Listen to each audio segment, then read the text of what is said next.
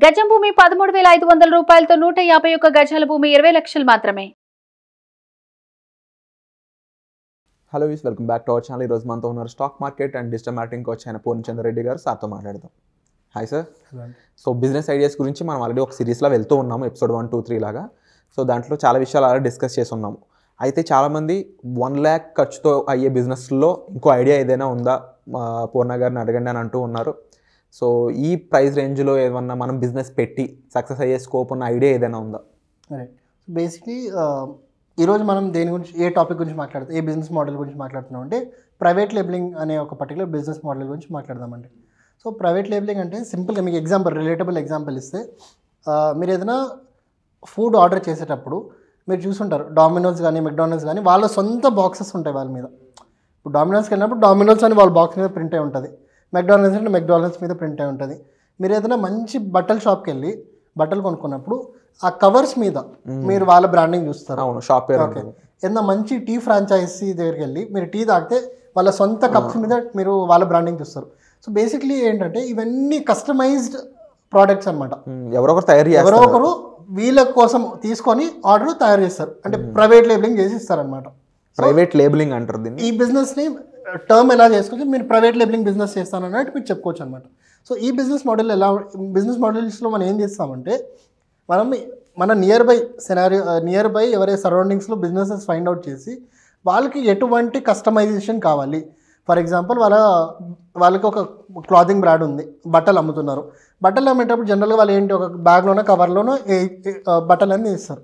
So మీరు వాళ్ళని approach ఏం చెప్పచ్చు అంటే, మేము మీ బ్రాండ్ మీద, okay for example XYZ clothing brand అనేది వాళ్ళు ఉందనుకోండి, మేము మీ బ్రాండ్ మీద కవర్స్ అనేది మేము ప్రింట్ చేసిస్తాము.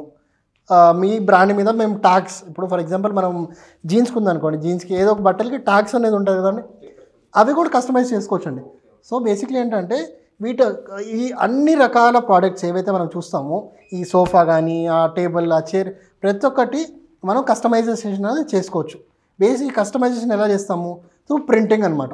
సో ప్రతి ఒక్క ప్రోడక్ట్ మీద ఇప్పుడు టెక్నాలజీ ఎలా ఉందంటే, ప్రతి ఒక్క ప్రోడక్ట్ మీద మనం ప్రింటింగ్ అనేది పాసిబిలిటీ ఉంది.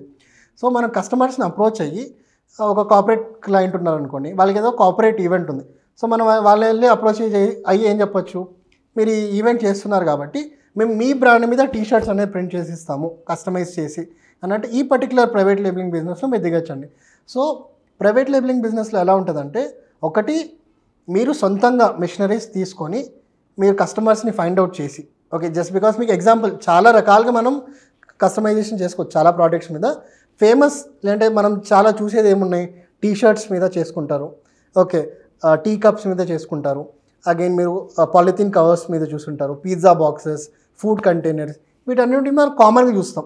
సో ఇలాంటి ఏవైతే ప్రోడక్ట్స్ ఉన్నాయో, ఒకటి మీరు మెషినరీస్, ఓకే ఇలాంటి ప్రోడక్ట్స్ ఇప్పుడు చెప్పిన ఎగ్జాంపుల్ ప్రోడక్ట్స్ మీద మీరు కస్టమైజేషన్ చేయాలంటే ఒక 15,000 నుంచి ఒక 1 lakh, అంటే 15,000 అంటే చిన్న సెటప్ టు 1 lakh అంటే ఒక మీడియం సైజ్, చిన్న కన్నా కొంచెం పెద్ద మీడియం సైజ్ సెటప్ మీరు చేసుకొని మీరు సొంతంగా ఆర్డర్స్ తీసుకొని మీరు క్లయింట్స్కి అనేది కస్టమైజేషన్ చేసి ఇవ్వచ్చండి.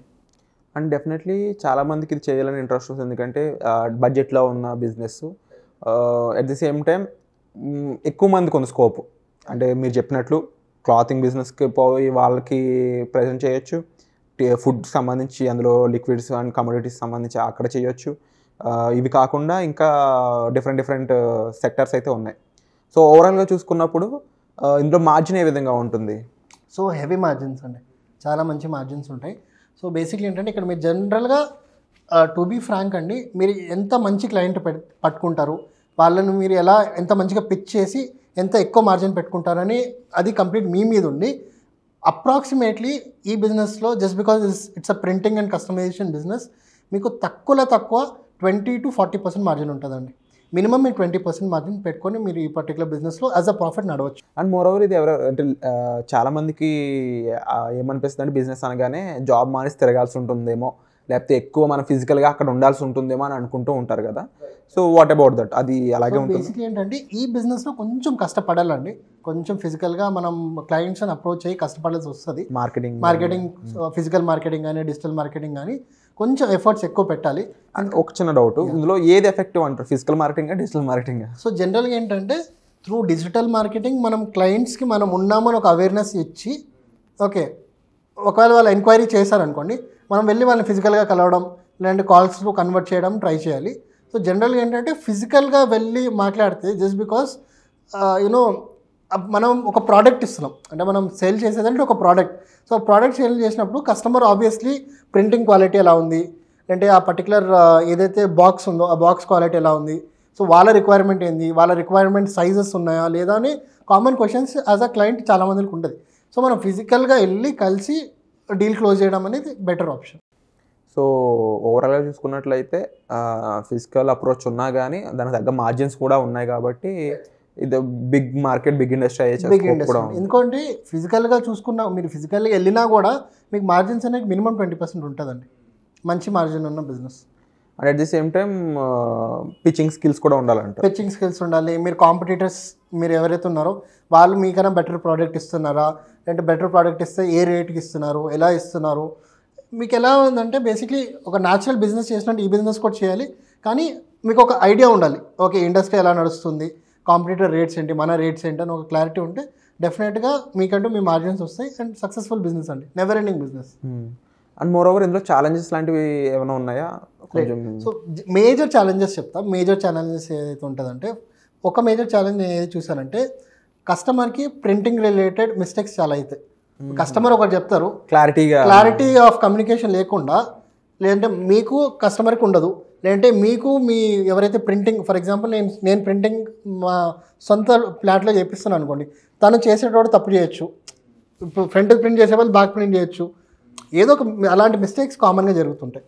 సో ఇన్ కేస్ ఇప్పుడు ఆ మిస్టేక్ని సాల్వ్ చేయాలంటే ఇన్ కేస్ ఒక్క కాపీ మాత్రం ప్రింట్ చేసి దాన్ని పట్టుకెళ్ళి చూపించడం ద్వారా చాలా మంచిది. సో బేసిక్లీ ఏంటంటే మీరు వెరీ గుడ్ సొల్యూషన్ ఏంటంటే, ఫర్ ఎగ్జాంపుల్ క్లయింట్కి ఈ ప్రోడక్ట్ కావాలి, ఒక 100 క్వాంటిటీ కావాలన్నారు అనుకోండి, మీరు శాంపుల్గా ఒక 3 or 4 ప్రింట్ తీసుకొని వెళ్ళి ఇది ఒక్కొక్క సైజ్కి ఇది ఒకటి ఉంది చూడండి, ఈ క్లాత్ మీద ఇట్లా ప్రింట్ వస్తుంది, ఇలా ఒక క్లారిటీ వాళ్ళు ఇచ్చారనుకోండి, శాంపుల్ ఇచ్చేసారనుకోండి, మీరు ఎండ్ ప్రోడక్ట్ డెలివరీ చేసేటప్పుడు నేను ఇచ్చిన శాంపులే ఉంది అని ఒక ప్రూఫ్ పెట్టుకోవచ్చు, ఒక శాంపుల్. లేకపోతే ఏమంటే మొత్తం బంచ్ వచ్చిన తర్వాత నువ్వు ఒకటే నాకు శాంపుల్ ఇచ్చావు, నువ్వు నాకు శాంపుల్ ఇవ్వలేదు, సో దానికి దీనికి డిఫరెన్స్ ఉంది, ఈవెన్ ప్రోడక్ట్ వేస్ట్ అయిపోద్ది కదా, ప్రోడక్ట్ వేస్ట్ అయిపోతుంది అట్లా. సో అది 3-4 శాంపుల్ ఇచ్చేసారనుకోండి, సో ఆ శాంపుల్లో 4 షర్ట్లు ఒకే సైజు, ఒకే వెయిట్, ఒకే ఇది ఉంటుంది కాబట్టి షర్ట్ ఎగ్జాంపుల్ తీసుకుంటే, సో మిగతా 70 or 80 వాళ్ళకి ఆర్డర్ వాళ్ళు ప్లేస్ చేసినప్పుడు సేమ్ ఉంటుందని వాళ్ళు కంపేర్ చేసుకోవచ్చు. ఫర్ ఎగ్జాంపుల్ విరాట్ ఫుడ్స్ అని ఉందంటే ఇప్పుడు నా దగ్గరికి వాడు ప్యాకింగ్ మొత్తం ఒక 2000 ప్యాక్స్ ఇస్తే అదంతా వేస్ట్ అయిపోయినట్టే కదా, డిజైన్ నచ్చకపోతే నేను ఇప్పుడు మీరు చెప్పింది ఒకటి బ్రెయిన్లో మీరు ఊహించుకొని మీరు చెప్పారు, నేను ఇంకొకలాగా తీసుకున్నా, తనకి ఇంకొకలాగా చెప్పా, సో ఎండ్ ప్రోడక్ట్ మీకు వచ్చేసరికి ఇంకొకలాగా ఉంటుంది. సో ఏంటంటే మనం శాంపుల్స్ ఇచ్చి ఒక 3-4 శాంపుల్స్ ఇచ్చి ఫీడ్బ్యాక్ తీసుకొని ఆ ఫైనల్ ఫీడ్బ్యాక్తో మళ్ళీ ఇంకొక ప్రోడక్ట్ ఇచ్చి మళ్ళీ ఆర్డర్ ప్లేస్ చేస్తే బాగుంటుంది. Very clear and very important information. Already business ideas ఇప్పటికి చాలా ఐడియాస్ అనేవి మీరు చెప్పున్నారు అండ్ ఇది కూడా మరొక గేమ్ చేంజింగ్ ఐడియా అని చెప్పొచ్చు. అండ్ డెఫినెట్లీ స్కేలబుల్లో ఉంది కాబట్టి ఇంకా చాలామంది అప్రోచ్ అవ్వడానికి కూడా స్కోప్ ఉంటుంది. అండ్ దీనికి సంబంధించి మీకు ఏ డౌట్స్ ఉన్నా సరే డిస్ప్లే అవుతున్న నెంబర్స్ కాల్ చేసి హెల్ప్ తీసుకోవచ్చు. అండ్ అలాగే ఈ వీడియో ఎలా అనిపించిందో కామెంట్ చేయడం మర్చిపోవద్దు. Thank you so much.